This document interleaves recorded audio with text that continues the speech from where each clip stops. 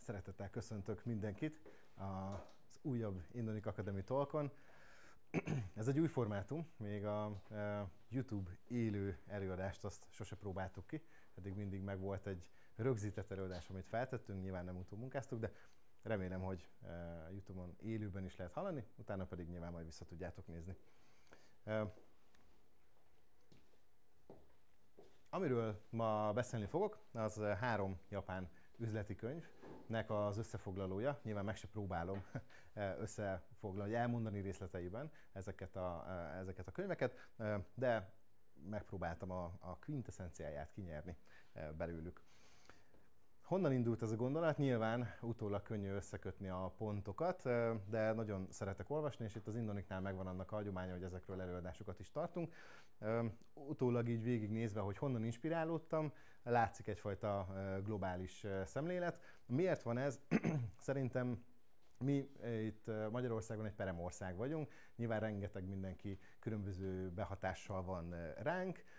Szerintem nekünk tudni kell tanulni, magát a vállalkozást és a vállalkozói kultúrát is tanulni. Erre pedig nagyon jó példák vannak világszerte, de magából az ország méretéből, hagyományából, kultúrájából adódóan szerintem érdemes szemezgetni. És hiszem azt, hogy mi fogjuk kialakítani így azt a vállalkozói kultúrát, amit tovább tudunk örökíteni és hagyni.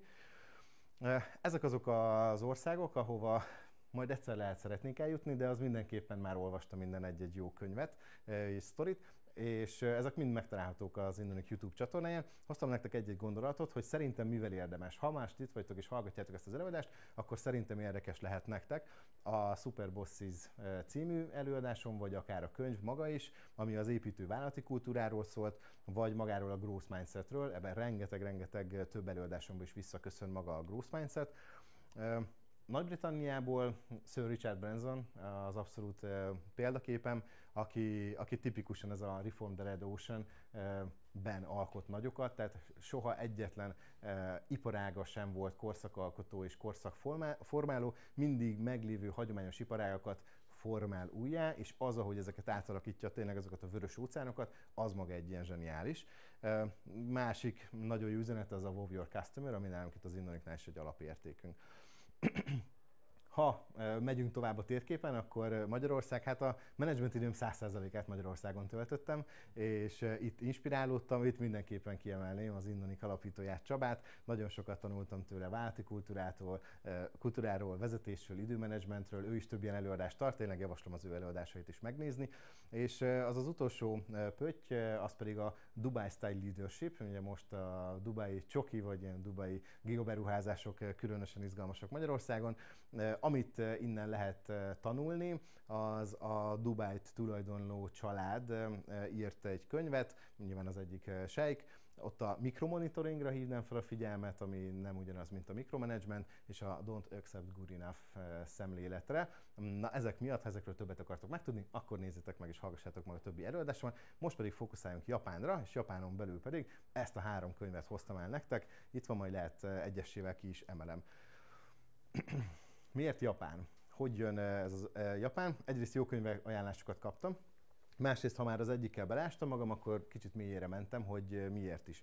Viszont majd mindjárt megnézzük, hogy ez mekkora időspektrumot ölel fel, egyébként egy ilyen 100 éves spektrumot, a 3 könyv maga, és rengeteg hasonlóságunk van Japánnal, ami elsőre nem biztos, hogy adná magát. Egyrészt elszigetelt ország, konkrétan egy sziget, de minket is a Kárpát-medence eléggé elszigetel. Másrészt nagyon különleges a nyelv. Ugye, ahogy a mi nyelvünket is azt mondják, hogy nehéz megtanulni, az ő nyelvüket is, ott még ráadásul az írásmód is más. Harmadrészt, második világháborúban ők is kikaptak, és őket is megszállták, minket a szovjetek, őket az amerikaiak, és ennek az occupation periodnak, ennek a megszállási időszaknak nekik is a történelmükben hatalmas lenyomata van, majd látjátok is a mai napra visszamenőleg nagyon sok hatás van. Abból kifolyólag, hogy elbukták a második világháborút és megszállták őket, valamint ott is nagyon, hát ugye feudális történelme van nagyjából mindenkinek, de hogy a japánok általában csak japánul tudnak beszélni, helyi médiát, sajtót olvasnak, helyi termékeket szeretnek fogyasztani, tehát hogy ebben is vélek felfedezni rengeteg hasonlóságot, ugye a magyarokkal. Tehát, ha tanulni akarunk valakitől, nézzük meg őket, és nézzük meg, hogy mit tudunk tőlük tanulni. Na, itt lesz a 3 könyv főszereplője. Ja, hát és még a legfontosabb, a japánok is normálisan írják a nevüket, mint mi. Erről a családnév, utána a keresztnevet mindenki más fordítva írja, ők normálisan írják, itt magyarul írtam ki, természetesen utána angolul is ki fogom írni, tehát teljes káosz lesz. Ő Morita Akio, aki egyébként fizikus, tehát ő fizikusnak tanult az egyetemen, ő ott volt a világháborúban is, ő a Sony alapítója, egy társával ketten alapították.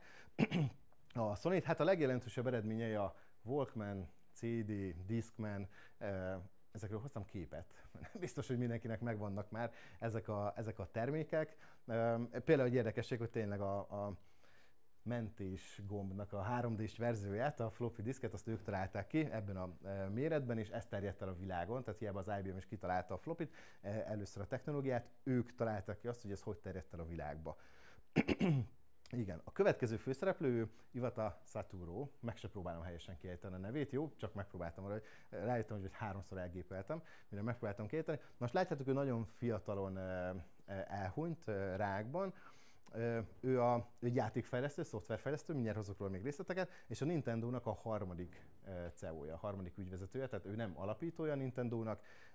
Amikor ő született, már az előtt létezett a Nintendo, akkor még zacskós levest gyártottak, utána taxis cég voltak, és aztán az 50-es, 60-as évek között még mindig ez ilyen felfedezés korszakában voltak, hogy mivel foglalkozzanak, és nagyjából az ő születése körül döntöttek úgy, hogy akkor legyünk játékfejlesztők, és hagyományos játékokat fejlesztettek, és ebből ment oda, ami Nintendo-t ma tudunk. Tehát itt is, amikor cégekről és azok fejlődésről beszélünk, egy jó 100 évről simán tudunk beszélni Nintendo esetében, egyébként még attól is öregebbek. Na most itt is hoztam néhány képet, hogy mi volt az, amivel amiket ők kitaláltuk, ugye a DS, a Wii, a Pokémon Go-nak az alkotásában is benne volt, erre még szerintem többen emlékszünk. És a harmadik, Mikitani Hiroshi. Na hát a legcsodálatosabb az ő neve, meg könyve. Ha megnézitek a könyvét, ő Hiroshi Mikitani, tehát konkrétan annyira nem értették a nevét az amerikaiak, hogy a vezeték nevét becézték le, és így lett Miki, miközben az ugye a vezeték neve. Ő ugye még ma is él, ma is aktív. Ő a Rakuten alapítója és CEO-ja. Ki az, aki ismeri a Rakuten márkát? Ki az, aki hallott róla? Jó, ki az, akinek a TV távirányítójáról ismerős? Jó, nyilván ott van a legtöbbünknek. Amit ő csinált, az a Rakuten Ichiba, ha így kell kéteni, egy marketplace. Mondanám, hogy itthon az EMAG, Amerikában az Amazon, ennek a japán verzióját csinálta meg, és nyilván ebből lett globális. Ugye itt is hoztam 2 logót. Ezen kívül zseniális üzletember. Erről van még néhány sztori, hogy hol maradt le üzletekről. A Viberről pont nem maradt le, tehát kinek van Vibere? Most már azt is tudjátok, egész sokaknak, hogy a Vibert is ő megvette, egyébként $900 millió vette meg 2014-ben, pár héttel később a WhatsAppot, ugye a Viber legnagyobb konkurensét, $22 milliárd vette meg a Facebook. Mondta, ez egy nagyon jó időzítés volt, mert egy legalább 10-szeres hozamot tudott így azonnal realizálni, hogy felverték az árát. Ugye a Vibernek a felhasználószáma az fele, mint a WhatsAppé, tehát azért mondom, hogy nagyjából a felét biztos, hogy éri. A Pinterestbe befektető, a Lyftbe befektető, ezen kívül a Rakuten Ichibáról még, amit érdemes tudni, 40 000 kereskedő van fent a portálon, és ugye 100 000 alkalmazottjuk van, tehát tényleg egy globális cég, naponta több millió rendelésük van, tehát tényleg egy óriási marketplace-ről beszélünk. Nem saját termékekkel kereskedik, hanem ő ezt a felületet adja más kereskedőknek, amivel lehet kereskedni. Na, és hogy így megismertük, és ebből látjátok, hogy 21-től még ma is aktív, tehát egy jó 100 évet tudunk felölelni, elképesztően izgalmas az az út, ahogy a vállalkozói gondolkodásmód formálódik. Ugye Akio még emlékezett azokra a dolgokra, hogy az ő apja élt, szamuráj családból származik, elképesztően vagyonos szamuráj családból. A Toyota családdal szemközt éltek, rengeteg szolgájuk volt, és rengeteg földjük, szakéfőzéssel foglalkoztak, nyilván már 10 akármilyen generáció óta, és ezt mindet elvették tőlük a háborúba, tehát az is egy érdekes ilyen sok esemény volt, hogy a háború után ott nem TS-ekbe tették át a vagyonokat, hanem szétosztották a lakosságnak. Emiatt például ott a mai napig nincs mély szegénység Japánban. Mindenki földtulajdonos lett, mindenkinek lett egy induló vagyona, és a cégek is átalakultak, amíg sofőr volt, addig meg szolgák, és szolgálati autó, utána biciklivel járt az apja, de megmaradt nekik a gyár, és úgy folytatták tovább. Tehát maradtak vagyonos emberek, de azért jelentősen lecsökkent a vagyonaránya. De menjünk bele Akióba, akinek most már itt angolosan írtam a nevét, és volt a Times címlap, vagy a Time magazin címlapján. Ahogy megnézitek, konkrétan a Japan Business Invasion-nel, tehát hogy hogyan tudnánk kivédeni, vagy mit tudnánk kezdeni azzal, hogy a japánok megszállják az USA-t. Na most, amikor ő született, és ő elkezdte bejárni a világot, nyilván már a Sony-s pénzéből, és mesélt egy emlékezetes sztorit, hogy amikor először járt Európába, és akkor mondta, hogy Japán üzletember, és Japánban gyártanak. Nagyon mosolyogtak rá az európaiak, hogy jaj, hát értem, akkor ti ezeket a papír esernyőket, amit betesznek az italokba, gyártjátok, vagy éppen kimonókat gyártotok, mert hogy a Made in Japan az azt jelentette, hogy a gagyi. Hogy te ilyen fizikai termékekből ilyen nagyon kis gagyit gyártasz, agráriumból, lehet, hogy rizst tudtál termeszteni, de konkrétan ő abban a korban nőtt fel, hogy a Made in Japan az a gagyinak volt a szinonimája. És ezt fordították át oda, ugye nem meglepő, ugye ma már a technológia fellegvárának gondoljuk. Amit ide hoztam tőle történet, hogy egy nagyot ugorva az élete végén, mikor a Sony már a mai ismert nagy Sony volt, akkor ilyen globális vállalati nagykövet lett, és az volt a dolga, hogy ilyen utazó nagykövet ment mindenhova. És hát meghívta például az orosz állam, hogy nézd már meg a mi gyárainkat, és segíts, hogy mit tudnánk csinálni, hogy hát mi is olyat tudjuk, mint a Sony. Elment, egy 2 hetet töltött ott, megnézett egy csomó gyárat, utána behívták egy bizottság elé, a bizottságnál megkérdezték, hogy egyébként itt beszélhetek őszintén, mert ott álltak 30 előtt, és félt, hogy mi fog történni azokkal, akikre rosszat mondták, hogy nyugodtan.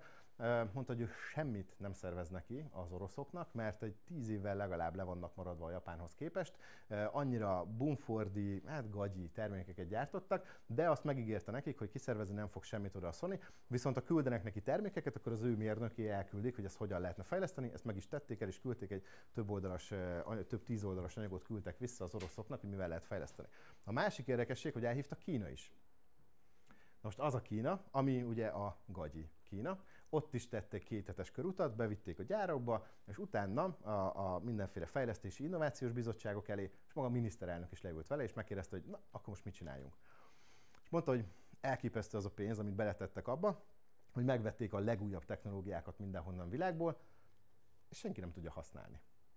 Ott állnak mellette a munkások, és cigiznek, mert senki nem tudja bekapcsolni, tök jól néz ki, de ez full ilyen patyonkin város, senki nem ért hozzá, miért ezt csináltátok? Mondták, hogy hát próbálják a high-tech meg ilyenek. És mondta, hogy nem, ezt nem úgy kell. Oktatás és gyártás. Ti Kína, arra figyeljetek, hogy rengeteg emberetek van, nagyon olcsó munkaerővel, kezdjetek el a kiszervezett gyártásokra rámenni, legyetek ti a világnak a gyártóközpontja, ahol ugye mindent tudtok olcsón gyártani, mert annyi emberetek van, és emellett fektess be az oktatásba, hogy elkezd kiképezni azokat a mérnököket, akik majd a high-tech technológiákat is tudják kezelni. Ezt elkezdték, és hát tudjátok jól, hogy ez már történelem, hogy azért jó olvasni ilyen könyveket, hogy ezt konkrétan megcsinálta Kína, és csodálatosan megcsinálta, megelőzött hát majdnem mindenkit a világon, és abszolút az innováció központja lett. Miért? Az oktatással megteremtette azt, hogy saját mérnökeik tudták átvenni, a gyártással megszerezte a termékfejlesztésnek azt a részét, ahol bele tudsz nyúlni a termékbe, ahol össze tudod rakni, a fogyasztóra tudod szabni, egyrészt, másrészt, a gyártás, ha nálad van, nagyon olcsón tudod teríteni a saját országodban, és ugye így elterjesztették Kínába az összes terméket és technológiát nagyon-nagyon olcsón, így Japán is ezt csinált egyébként, a Sony-nak is nagyon jó volt a japán felvevőpiac, ott tudtak innoválni, Kína is ugyanezt csinálta, és azok a kínai mérnökök, akik nyugati gyárak bér megbízásait teljesítették, jó fizetésért, kiszálltak a cégekből, és csináltak saját vállalatokat. És ezeket a vállalkozókat látjuk most, akár már többedik generációban, akik ennek az oktatás, gyártás és innováció hármasának a csúcsát valósították meg. Azért az nagyon durva, hogy olvasni, hogy ő konkrétan ezt javasolta Kínának, és Kína meg is fogadta és megcsinálta. Na a második könyv, ez egyébként egy ilyen pár órás könyv, Kérdezd Ivatát. Hagyjuk időt, igen, a névjegykártyámon az áll, hogy én vagyok a vezérigazgató, a fejemben az van, hogy játékfejlesztő vagyok, és ugye a szívem szerint gamer, azaz játékos. Na most a könyvét egyébként nem is ő írta, hanem a rajongói. A halála után szedték össze, vezetett blogot, meg tartott előadásokat, és ebből szedték össze, ezért kérdez divatát, az ő gondolatai vannak összeszedve. Van egy-két érdekes sztoria és mondása. Például szerinte a szoftverfejlesztő soha nem mondhat nemet. Most véletlenül pont a szoftverfejlesztőnkre nézek. Ezt imádják, főleg az ügyvezetők, hogy na tessék, hát megmondta itt az egyik legnagyobb szoftverfejlesztő, és nyilván erre külön fejezete van a könyvben, hogy hát azért ezt hogy is kell értelmezni. Ez visszakapcsolatban, amit Amerikában később ugye elneveztek, ennek a fixed mindset és growth mindsetnek. Ha nemet mondasz, akkor azzal kötötted magadat arra, hogy ez a probléma nem megvalósítható, vagy én nem tudom megvalósítani. Ez a fixed mindset. A growth mindsetes gondolkodás pedig az, hogy nem mondok rá nemet, hanem elkezdek azon ötletelni és gondolkodni, és veled együtt beszélgetni arról, hogy ezt hogyan tudjuk megvalósítani. És na ő ezzel a kis csillagos hozzáállással tette ezt az egészet, hogy nyilván nem arra gondolt, hogy ha fizikailag kivitelezhetetlen valami, akkor sem mondhat nemet, és hogy meg kell halni azért, hogy ezt teljesítse, hanem úgy gondolkodjunk, hogy oké, szeretném megérteni a problémádat, amit elém hoztál, és te azt mondod, hogy ezt kell lefejleszteni, de beszéljük már át, hogy konkrétan mi a problémád, és lehet arra tudok egy jobb megoldást. Ez egy nagyon érdekes gondolata, és ő mindig is ezzel a szoftverfejlesztő gondolkodással és hozzáállással ment a vezérigazgatósághoz. Egyébként úgy is gondolta, hogy ő itt egy fraud, ez a csaló vezérigazgató, hiszen ő egy szoftverfejlesztő, meg egy játékos. Ő nem ért a cég vezetéséhez, de mint egy szoftverfejlesztő gondolkodott erről az egészről. És például volt egy olyan sztoria is, hogy megkérték, ugye játékfejlesztésekről beszélünk, a játékokat, azokat sok hónapig, akár évekig is fejleszték, mire ki tudják adni. És megkérték egy játékhoz, ami elakadt, hogy jöjjön oda és fejlessze tovább. És azt mondta Ivata, hogy rendben, ha úgy folytatom, ahogy ti csináltátok eddig, akkor az 2 év. Ha újraírhatom az elejétől, akkor az fél év. És nyilván mondták, hogy hát akkor írd újra, nézzük meg, és meg is csinálta fél év alatt, de ez a sztorihoz is hozzáteszi, azért tudta újraírni fél év alatt, mert már látta az összes buktatót, ami volt a projektben, valamint felhasználta a játékfejlesztésről beszélünk, a megírt karaktereket, a sztorit, a zenéket, amiket felvettek hozzá. Tehát, hogy mindazt, amit az előtte beletettek munkát, ő azokat össze tudta tenni. Viszont így, hogy ott volt egy ilyen hard stop, egy ilyen kemény megálló arra, hogy jó, akkor most eddig és ne tovább, ebbe a projektbe már nem fektetünk többet, hozzunk be egy új nézőpontot. Ő pont ezzel a gondolkodásmódjával azt mondta, hogy oké, meg lehet ezt csinálni másként is, gyorsabban, hatékonyabban, mégis építve arra, amit felhasználtunk. Na ez így Ivatáról. És akkor a harmadik, Miki, a kép ezen oldalán, hogyha valaki nem ismerné fel. Na hát ő az, aki mellett őszintén mosolyog Messi, mert nagyjából pár évig ő fizette a fizetését az egész Barcelonában. Az ő könyve, a Business Do, itt nem hoztam el a szép címlapját, ez a do egy japán kifejezés, gondolkodtam, hogy teszek bele ilyen japán nyelvórát, de mivel egy szót nem beszélek japánul, ezért meg sem próbáltam ezzel visszaélni.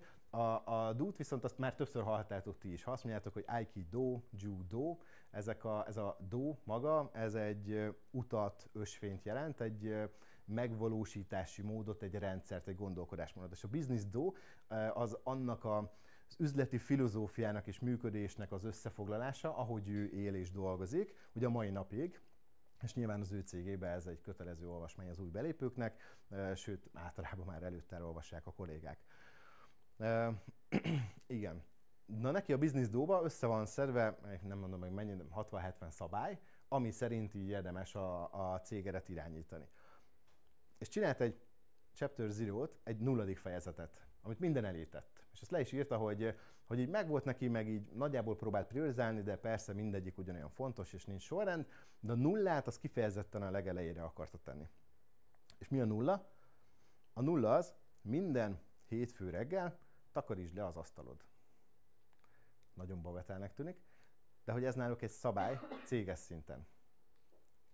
Ugye az előbb mondtam, 100 000 alkalmazott.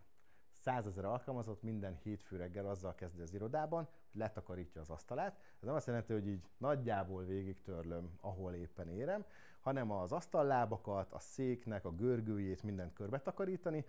Ehhez ugye ott vannak a tisztítószerek berakva a szekrénybe, ahonnan mindenki el tudja venni és eléri. Miért csinálják ezt? Nyilván egy ekkora cégnek azért van takarító személyzete, aki ezt meg tudja csinálni. Egyrészt ezt az elejétől kezdve csinálják, tehát a 6 alkalmazottal kezdték, és a mai napig tartják ezt a szokásukat. Tehát ez egy ilyen szokássá is vált már a cégbe, egy ilyen jófajta, hogy mi ilyen cég vagyunk, hogy hétfőnként takarítunk. Másrészt szerénységre tanít. Tehát ez, hogy tud, hogy igen, onnan indultunk, hogy magunknak szereltük össze az asztalt, és hogy ez a miénk. A harmadik, hogy otthon is összetakarítasz magad után, a munkahely a második otthonod, legalábbis a legtöbb időt töltöd, és ő is azt szeretné, és ez is sokszor visszaköszön, hogy tényleg szeressék a kollégák a munkájukat. És egy tiszta munkakörnyezet, az egyrészt a munka is jobban esik ott, meg nagyobb transzparenciát ad, ha vendégek jönnek hozzá, tehát minden szempontból egy ilyen nagyon erős üzenete van ennek. Nő a 3 főszereplőnk, és akkor próbáltam azért valamilyen tematikát adni, annak, hogy mégis mi szerint szedem össze. Azt találtam ki, hogy először a személyes fejlődésre vonatkozó témákat vagy javaslatokat gyűjtöttem ki, utána a cég és a munkatársak kapcsolatára vonatkozókat, a harmadik pedig a megkülönböztetési stratégiák, az már tényleg a hardcore céges stratégiák, amik szerintük működnek. De a személyes fejlődés abszolút mindenkinek, egy kis japán mindset, japán gondolkodásmód, ahogy ők élnek, és amiért ők olyan nagyszerűek. És ha már ennyi japán, hoztam egy magyar szólásmondást, közmondást, mindenki a maga szerencsének kovácsa. Mit jelent, és miért ezt az illusztrációt hoztam hozzá? Ez pont Miki mondta azt, hogy ha nem tudsz szörfözni, az élet bármekkora hullámot hozhat neked, nem tudod értékelni. Tehát ha nem képzed magad, nem fejleszted magad, nem ismered azokat a lehetőségeket, nem fogod felismerni azokat a lehetőségeket, amivel egyébként tudnál élni.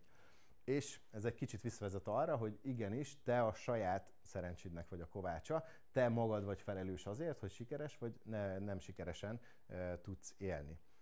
Ide hoztam a saját példámat, ők ezt még kisebb százalékkal csinálják, mert kinek ismerős ez a képlet? Jó, páran, akkor nagyon jó, hogy belemegyünk. Alulról érdemes elkezdeni. Ezt azt feltételezzük, hogy naponta 1%-ot változtass, mondjuk egy 10 perc. Jó? Egy 1%-ot változtass a napodban, az előző napodhoz képest. Ha elfogadjuk, hogy te egy egység vagy, ezzel a tudással, készséggel és minden nap 1%-ot, ami nagyon apró, próbálj változtatni. Most ezt az 1,01-et a 365-re emeljük, ugye, ami az év 365 napja, akkor meg 37-szerezzük önmagunkat és a tudásunkat. És ugyanez a matematikával, hogyha az egy egységünkből minden nap egy 10 perccel többet lustálkodunk, vagy ugye visszafejlődünk, akkor azt a 365-re emelve gyakorlatilag lenullázzuk magunkat.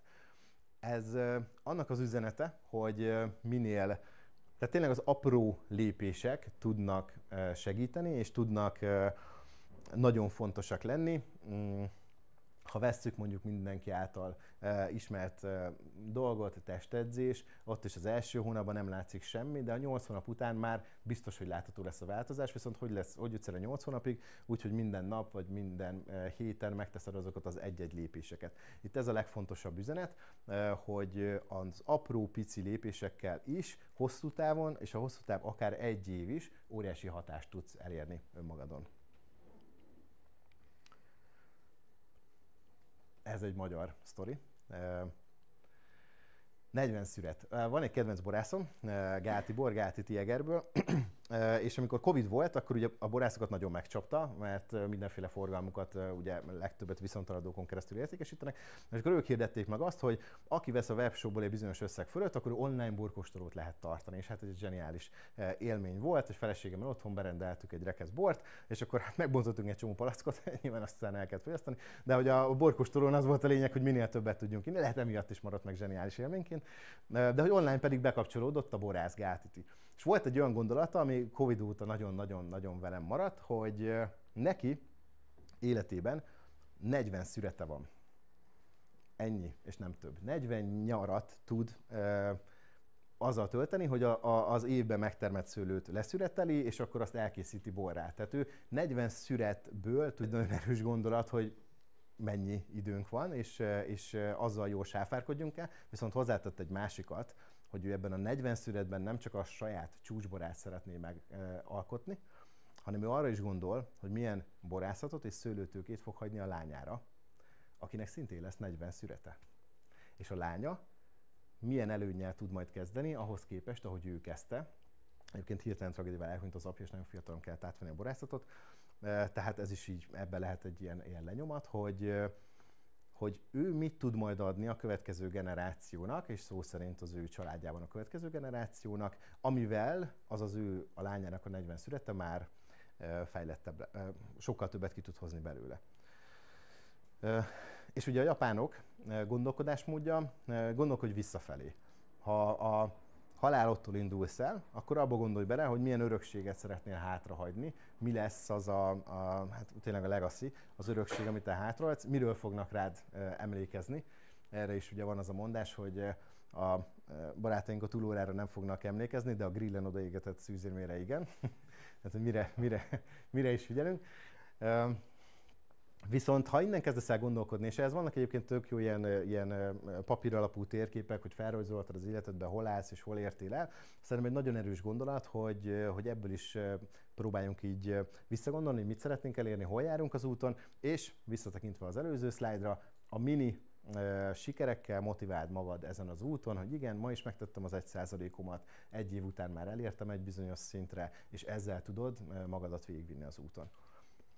Na és ez az a személyes vonal, ami mind a 3 könyvbe visszaköszönt, tehát nagyon érdekes az a gondolkodásmód, hogy igen, a japán és üzletvezetők és cégvezetők és globális vállalatok, tényleg mindegyik globális vállalat, mégis onnan kezdődik, hogy a személy, tehát maga az ember, az egy olyan gondolkodású-e, aki fektet a saját fejlődésébe, tudja, hogy hová tart az életbe, na és akkor mi vele szeretnénk dolgozni.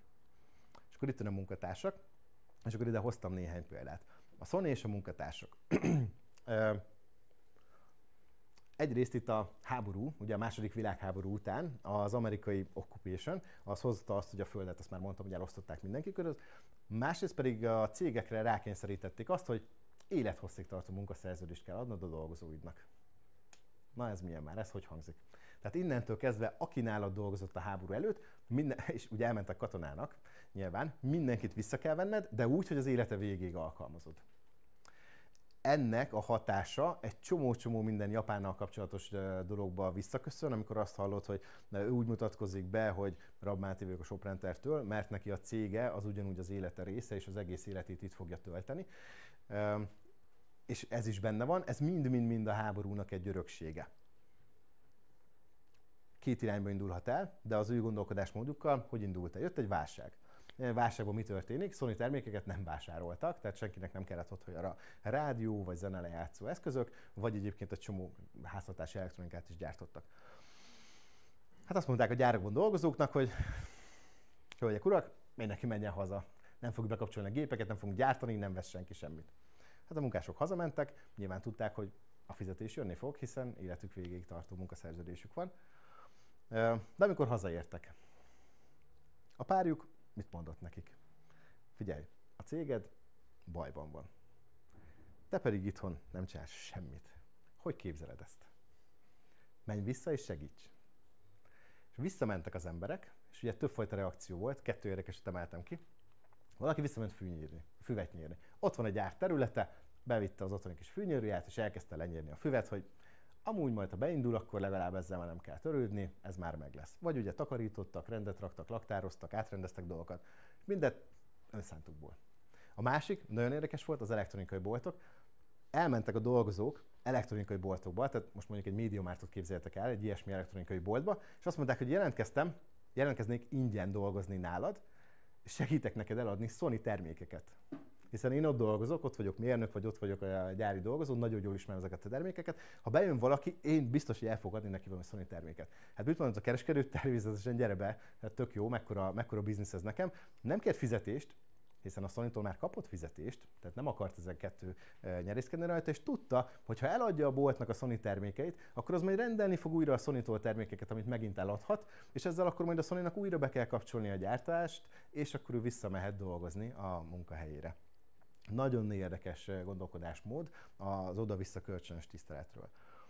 Akkor ugyanez, ha már a másik oldal, a gyárak felszereltsége, azon teljesen volt akadva Akio, amikor Japánból átment Amerikába, és és azt látta, hogy a gyárakban milyen körülmények között dolgoznak, de ezt egyébként, hogyha olvastok híreket, hogy egy Amazon raktárakban hogy dolgoznak, stb., akkor elég embertelen körülményekről panaszkodnak. Mondta, hogy a Sony gyáraiban előbb volt légkondi lent a gyártáson, mint fent az irodában, vagy mint az otthonokban, mert tudták, hogy maga a gyártásban dolgozók a legnagyobb érték, és ott a gyárak felszereltsége nagyon magas volt. Emiatt, amikor gyárakat telepítettek máshol, akkor azok a gyárak is ilyen magas színvonalúak voltak.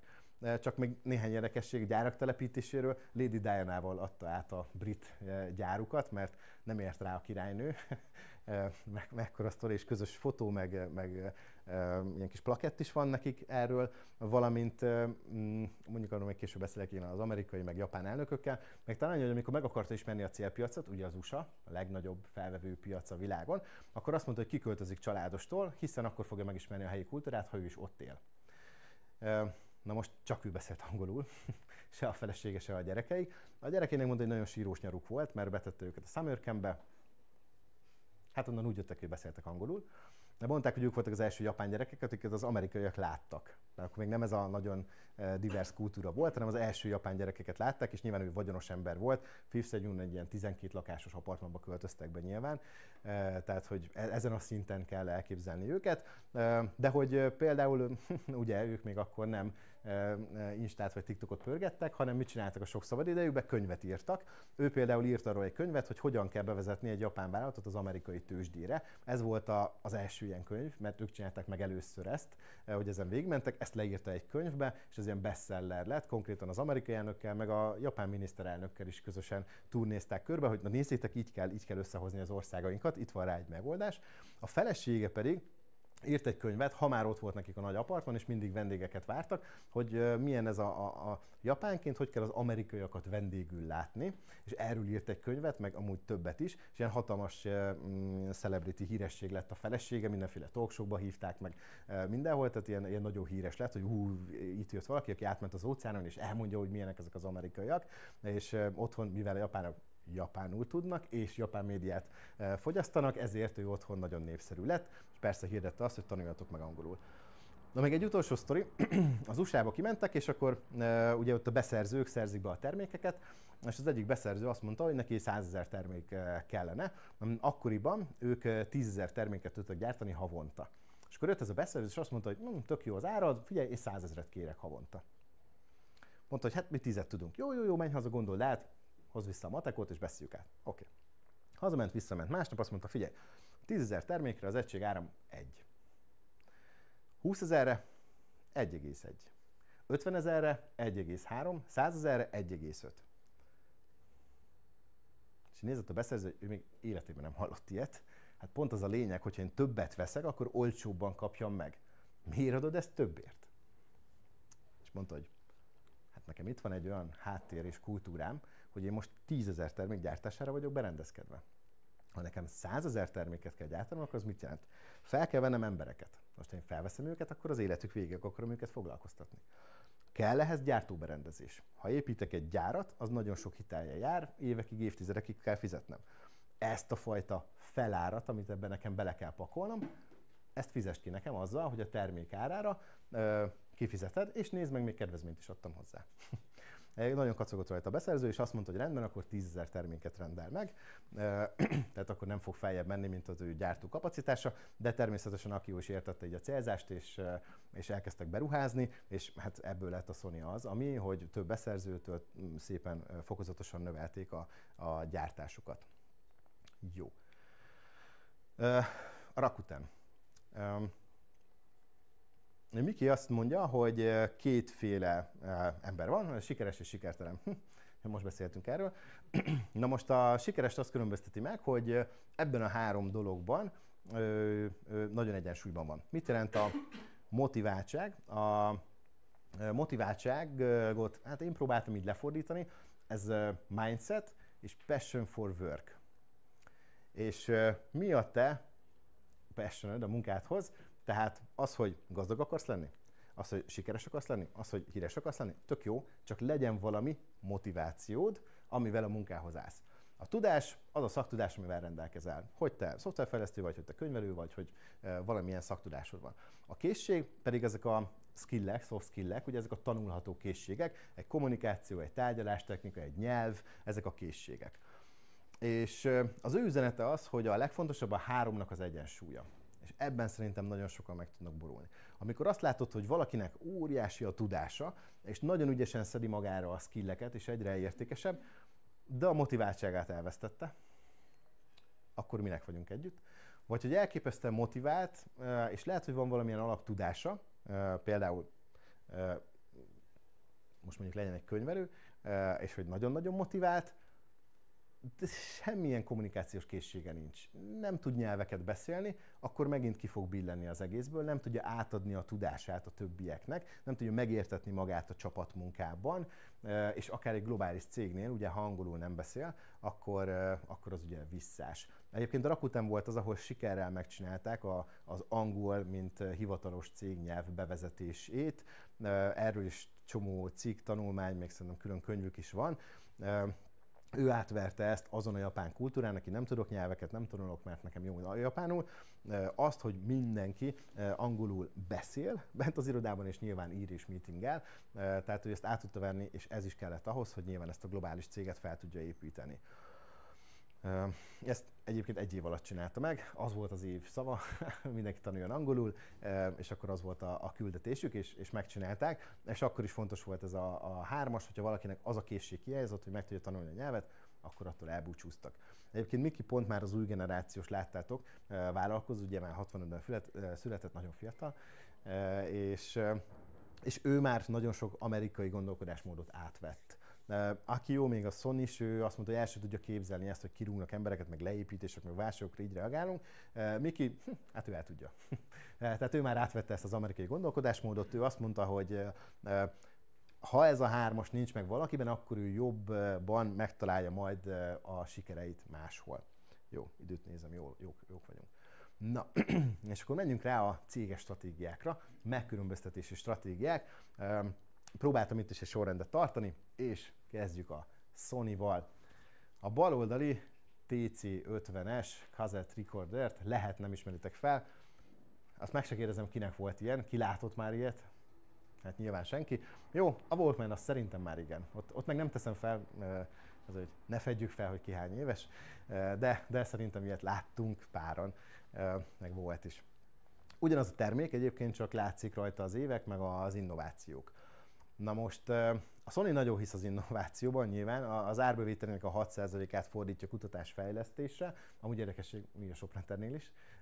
Ennyit fektetünk mi is az újdonságok kihozatalára, és ugye évek óta mi diktáljuk itt a tempót. Ők azt csinálták ezzel, hogy ugye fektettek, és mondja, visszatérek a kreativitásra, de hogy miért érdekes ez a TC50-es? Na most ez a TC50-es Sony kazettás, hát magnó, meg ugye hangrögzítő is, tehát ezzel volt rajta egy gomb, amivel fel tudtad venni, amit beszéltél, és vissza tudtad játszani, meg nyilván, ha betettél egy másik zenekazettát, akkor azt meg le tudta játszani.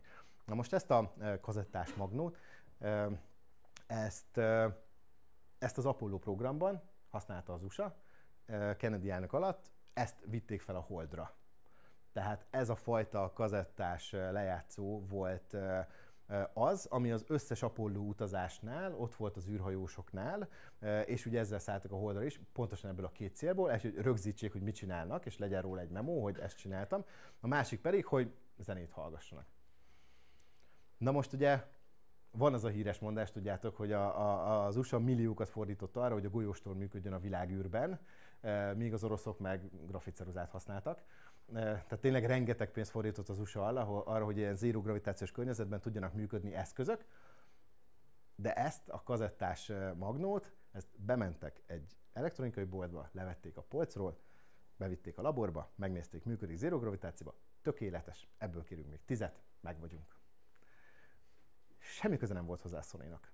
Semmilyen R&D programot nem futtattak erre, sőt, a hírekben olvasták valamikor, hogy hát egyébként ilyen Sony kazettás magnót használnak az asztronauták. Aki jó, bement az R&D részlegre, és mit mondott? Srácok, ezt túltoltátok. nem volt elvárás, hogy a világűrben működjön, elég lett volna, ha a Földön mindenhol működik. Ennyit már nem kellett volna innoválni rajta, de hogy ez jellemzi azt, hogy mennyire szabadkézzel és mennyire aktívan tudtak így innoválni. Szerintem nagyon jó kis történet erre. És akkor Akio-nak a mondás, hogy szerint a háromféle kreativitás van, technológia, gyártás és marketing. Ez mit jelent? A technológia maga ez, hogy mi az a termék, abban mi lesz az újdonság. Tényleg nagyon sok újdonságot találtak ki. Egyébként a Sony-nak van egy Nobel-díjasa is, és ők adták Japánnak a 3. Nobel-díjasát. Ugye nem államilag finanszírozott program, hát háborús ütöttet nem volt az államnak. Egyébként a mai napig az ipar adja a legtöbb K+F-et, ez pont fordítva szokott lenni minden országban.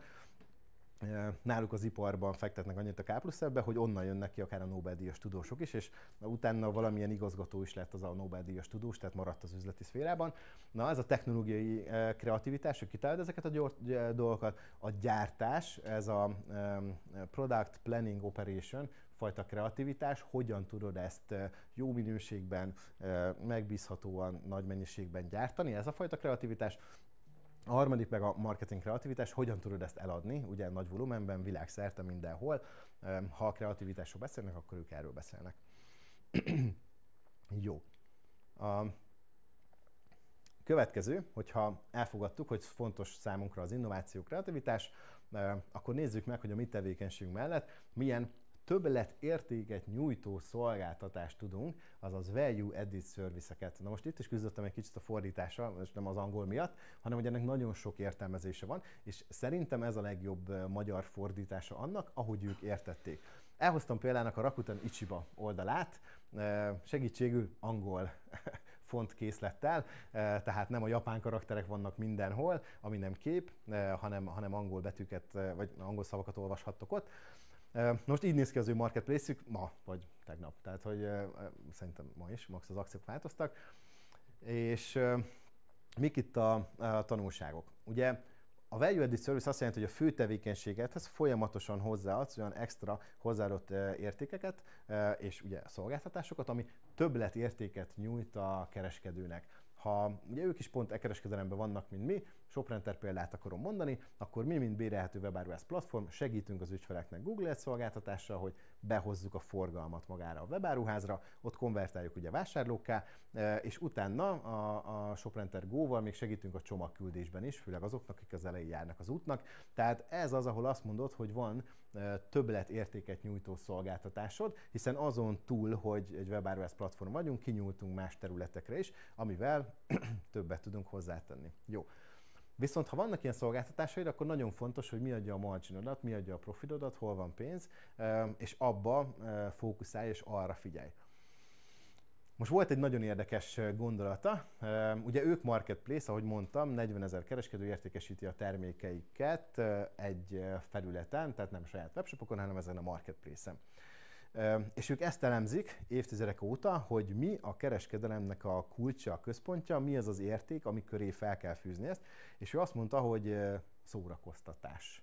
Egyébként kedves ismerősöm, Kertész István adta az egyik könyvet, és ő is ezt mondta, hogy hát igazából az egész világunk egy szórakoztatóipar, és ha belegondoltuk, most egy amerikai elnökválasztást is a viccesebb nyerte, tehát hogy elég sok mindenre kihatása van annak, hogy a szórakoztatóiparként gondolunk dolgokra. Ő azt mondta, hogy akkor leszel sikeres, hogyha szórakoztatásként éled meg, és hogy lehetne még élvezetesebbé tenni az egész vásárlás folyamatát. Nekik ez a North Star Metrics-ük, nekik ez a fő mutatójuk, hogyan lehet minél élvezetesebb egy vásárlás. És hát design, tudjátok, egy előadásnak a szent háromsága, hogy legyenek sztorik, azt nem kipipáltam, legyenek AI által generált valami képed, ilyet, amit nem hoztam most nektek. A harmadik pedig, hogy Steve Jobsot valahogy bele kell szőni. Na, itt jön a Steve Jobs beleszövése. A design tőle ered, az a mondás, hogy nem csak a termék tudása és technológiai innováció fontos, hanem a design, how it works, hogyan használják azt az emberek. És erről is van egy jó előadásom, a Build című könyv, az pont nem ő, de nyilván terem a Steve Jobs idézettel. How it works. ezt nagyon fontos átgondolni, hogy amikor kijössz egy újfajta innovációval, hogyan tudod ezt beépíteni, hogyan fogják azt használni az ügyfeleid. Ez lehet egy megkülönböztetési stratégiát, hogy neked kényelmesebb, mint másnál. És az utolsó, a legizgalmasabb, nyilván azoknak, akik mondjuk ügyfélkapcsolaton dolgoznak, a 2 perces hívások. Megcsinálták azt CSS ügyfélkapcsolaton, hogyha valaki regisztrált új kereskedőnként a platformra, kitöltötte ott a formot, elküldte, hogy jó, akkor én regisztrálnék kereskedőnek, 2 percen belül felhívták. Miért? Mert akkor még be se zárta a böngészőt. És akkor megkérdezték, hogy miért regisztráltál, mit szeretnél, nyilván láttam az adatokat, amiket megadtál. Na most ez egy elég durva mutató, és miután ezt megcsinálták, azután megcsinálták azt is, hogy amikor valaki egy negatív kommentet írt nekik, és hagyott náluk, azt is felhívták 2 percen belül. Mivel ezt leírta a könyvébe, így teremtett egy legális kiskaput. Ha azt akarom, hogy felhívjanak, írok egy negatív kommentet, és igen, köszönjük, hogy hívtál, de én azt akartam mondani, hogy a lényeg viszont itt az, hogy ennyire figyeltek arra, hogy mit szeretnétek, és ez is egyfajta többletértéket nyújtó szolgáltatás, és ez is egy megkülönböztetésük volt másokhoz képest, hogy igenis te vagy itt, mint vevőnk a központban, és figyelünk arra, hogy mit szeretnél. Drasztikus költségcsökkentés. Nyilván András elmosolyodott természetesen. Mit jelent ez? Nem hisznek, és ezt többen is megemlítették, tehát ezt mind a 3-an beleírták. Hát Iwata konkrétan a Nintendót úgy vette át, hogy egy 1,5 milliárd jenes adóssággal vette át, és akkor a jen még kicsit jobban szerepelt, mint most, de ez akkor is nagyon sok pénz volt, és így vette át a vezérigazgatót pozíciót, de azt mondta, hogy hát akkor ez az adósság, ezt le kell dolgozni, ezt megcsináljuk. Na most azt mondták, hogy amikor költségcsökkentésről beszélünk, akkor ők nem hisznek abban, hogy 10%-ot vágjunk le, 5-10%-ot faragjunk le. Szerint annak semmi értéke és értelme. Több erőforrást égetsz el a költségcsökkentő projekttel, mint amit megspórolsz belőle. Az 1/10 az az, hogy vágd le a 10-ére a költségeidet. Azért az már jelentős. És akkor hozott néhány példát, hogy ezt hogy tudták, vagy miket tudtak elérni. Egyrészt meetingek. Ugye, ott is 100 000 fős cég, hát rengeteg meeting van, és azt mondta, jó, a meetingeknél hogy tudunk? Egyrészt felezzük meg a meetingek számát. Utána felezzük meg a meetingek időtartamát, meg lehet azt beszélni kevesebb idő alatt, utána felezzük meg a meetingeken résztvevők számát. Ez nem egy 10, ez egy 8-ára csökkentette, de azt mondta, hogy elképesztő módon tudott nőni ezzel a hatékonyság, és egyébként még a kollégák is boldogabbak lettek. A másik nyomtatás, mert nagyon egyszerű, lap mindkét oldalára nyomtas, viszont ők kerestek, és ezek Mikiék, tehát a Rakuten Ichiba, kerestek egy olyan betűtípust, ami a legkevesebb tintát használja, és azzal kimutatható mennyiségbe csökkentették a tinta felhasználásukat, plusz még csökkentették az általános betűméretet is, rendszer szinten mindenkinek a szövegszerkesztőjébe, hogy alapból már ne kelljen lejjebb venned, nehogy elfelejtsd, hanem ezt megoldották. Na ez is egy ilyen 10-es csökkentés. A harmadik például lift, kedvencem, nyilván itt Covid előtti időkről beszélünk, egy 20 emeletes irodaházban vannak, és náluk is van, mint nálunk is, company meetingek, nem heti meetingek, company meetingek, amikor az egész cég összeül egy órára. És ebben én is nagyon hiszek, hogy kell egy ilyen alkalom, mi havonta egyszer tartunk 1 órát, amikor beszélünk a cég fontos dolgairól, és ott van mindenki. Na most itt 20 emeletnyi embert levittek, és akkor ott voltak 1 óra hosszára. És azt figyelte meg, hogy az 1 órás meetingnek szerintem nagyon-nagyon sok értelme volt, annak megérte, hogy ott töltötte az összes kollégája az időt, de utána egy másik óra hossza volt, míg mindenki visszaért az asztalához. Na ez viszont veszteség. És akkor hogy tudták optimalizálni? A meeting a földszinten volt, az első emeleten, na most a lift minden 3. emeleten állt meg. Miért? Az elsőről a másodikra fel tudsz sétálni, csak 1 emeletet kell menned.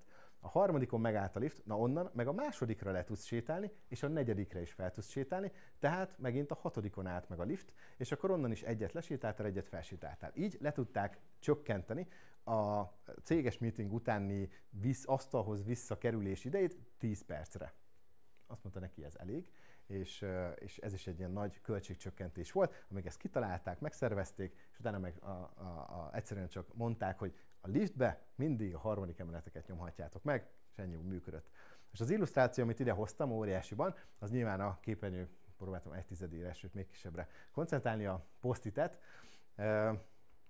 Miért van az ott? A post-it az egyébként egy amerikai történet, egy amerikai cég, aki megalkotta az a 3M ragasztószalagokat gyártott. És azt mondta, hogy jó, a ragasztószalagokból, hát most próbálj meg kicsit költséget csökkenteni, és kevesebb hozzávalót tettek bele, így mi történt a ragasztóval? Levált. Na most pont a fő funkcióját nem töltötte be, hogy oda ragadjon valami, hanem levált. És ebben meglátták az innovációt, hogy amúgy mi van, ha valaki olyan matricát szeretne, amit úgy levesz. És akkor úgy lehet váltogatni, és ebből született meg a post-it, és hát ugye sokkal többet adtak el ebből, 10-szer többet, mint a ragasztószalagból, tehát ők voltak a post-it kitalálói.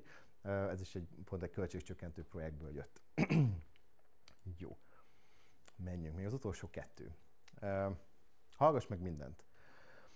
Visszatérő elem, nyilván Akio, a Sony-s, ő a világon mindenfelé járkált. Neki az volt a hallgass meg mindent üzenete, hogy járkált országokra, kultúrákra, és megértette őket. És a Sony ugye hangrögzítéssel foglalkozott az elején, ugye rádiót akartak minden háztartásba eljuttatni, ez volt a háború után, hogy terjedjen a hírek, a kommunikáció, adjunk olcsó, zsebben beférő, egyébként még ez volt a NASA-nak az érve, hogy hát ez befér a zsebbe, ez a rádió, zsebbe beférő rádiót mindenkinek. És akkor ebből jött a fizikusnak a rengeteg innováció, hogy hogyan tudok hangot rögzíteni.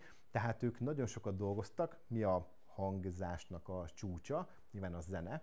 Tehát ők rengeteget dolgoztak komoly zenével, akiknek fontos volt a minőségi hangzás, és ezt a fajta tudást vitték be az általános elektronikába, hogy ezt a komoly hangzást is mindenki tudja otthon élvezni. Neki ez volt a hallgass meg mindenkit, hogy kimentek a legvégére gyakorlatilag a piacuknak, és azt próbáltak megvalósítani. A Nintendónál Iwatának az volt a hallgass meg mindene, hogy minden kollégával leült, évente legalább egyszer, szóval 8 hónapot írt, de hogy évente egyszer. És ők is azért egy 1000 fő feletti cégről beszélünk, tehát azért az elég sok idő, de mondta, hogy van, akivel csak 5 percig kávézik, van, akivel akár 1 órát is beszélgetett, de ez egy nagyon fontos volt számára, hogy megkérdezze, neki az volt, hogy mennyire vagy boldog. A Nintendónál neki ez volt egy központi gondolata, mert ha valaki nem volt, akkor nyilván tovább beszélgettek, hogy miért és hogyan. Innentől megvan, ki volt az 5 perces beszélgetés. Elmosolyogok. Aki meg mélyebben, az meg nem, ott meg a mélyére mentek. Mert ő abban hitt, hogy ha nem boldog kollégákkal dolgozol, akkor ők nem tudnak azért tenni, játékfejlesztők, hogy a boldogságot terjesszék. Nekik ez a fő üzenetük és fő küldetésük, hogy a boldogságot terjesszék, és minél boldogabb emberek legyenek, akik az ő termékeikkel játszanak. Mikinél pedig a hallgass meg mindent, ez a konkurenciára való, és a konkurenciára, bocsánat, a kritikára vonatkozott, igen. Tehát ő meg arra figyelt, hogy akik egycsillagos értékelést adtak, akik kritikát adtak, és vajon miért jött be ez a 2 perces telefonhívás is, hogyha valaki elégedetlen, akkor hívjuk fel és beszéljünk vele. És ő a kritikában látta meg azt, hogy valaki veszi már a fáradtságot arra, hogy elmondom neked azt, hogy valamivel bajom van, akkor azokból tudunk tanulni. És ja, érdekes, hogy SAI generált kép, ez tényleg egy valós fotó, és tényleg egy víz közepén van az óriási kapu, nagyjából 1/10 az emberek méret, és hajóval lehet megközelíteni, még sose voltam, de tök jó bakonsista lesz nektek is, meglátogassátok. Ami nekem ebből még üzenet volt, és amit én használok, ez az Open Door Policy. Átvehető szerintem nagyon könnyű átvenni, ugye ezt minden kollégám tudja, hogy én az ajtó mindig nyitva áll, ez ilyen tök könnyű, de erről szoktam küldeni egy emlékeztető üzenetet, és ha valaki szeretne most velem beszélgetni bármiről, akkor foglaljatok egy időpontot, és akkor tudunk is beszélni, írjatok rám, és nagyon örülök, amikor ezzel kollégák élnek. Jó. Az utolsó pedig, na ez volt az, amikor megcsináltam a könyvekből a jegyzeteket, és tényleg sok időt töltöttem ezzel, hogy rendszerezzem, de ezt tudtam, hogy ez lesz az utolsó üzenetem, és itt nem is próbáltam meg ezt lefordítani magyarra. Ugye, ha először, ugye First Mover Advantage, ha valamikor te vagy úgy te lépsz először egy piacra, vagy Best Mover Advantage, azaz te vagy a piacon a legjobb. És hát elhoztam egy Lego szettet, ami a Nintendo Entertainment Systemről szól, mert hogy a Nintendo nem az első volt a játékkonzolok piacán, sőt, ugye az Atari uralta a világ játékpiacát, és mindenki arra fejlesztett játékokat, és amikor ők kitalálták ezt a NES-t, ugye a Nintendo Entertainment Systemet, akkor kezdtek el nőni, és hát ugye ezen a Super Mario Bros. Volt az egyik leghíresebb játék, ugye a Nintendo-s játék, amivel ez a szett így együtt a játékkal és az otthoni konzollal, ez nagyon népszerűvé tette őket, és ez volt az áttörésük, tehát ugye ezt megtalálták. Hát mi az üzenet? Ha tudsz, legyél első. Az a legjobb. Aki elsőnek talál ki valamit, elsőnek megy be a piacra, annak a legkirályabb, tényleg, az nagyon tud tarolni. De ez csak a sportban igaz, hogy az első visz mindent. Az üzleti életben akár az idő, akár a minőség, az egy ilyen változtatható faktor. És itt kevésbé számít az, hogy te az első vagy-e, hanem inkább az, hogy a legjobb tudsz-e lenni. És itt az a legfontosabb üzenet szerintem, hogy mindig van időnk jobbnak lenni, a tegnapról mára. És én köszönöm a figyelmet.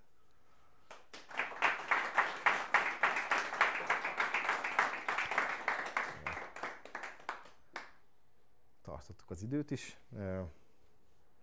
Mondanám, hogy japán vonat pontosságával, de inkább ez ilyen mávos, kedves mávos. Kicsit később, kicsit előbb értünk be. Jó. Online.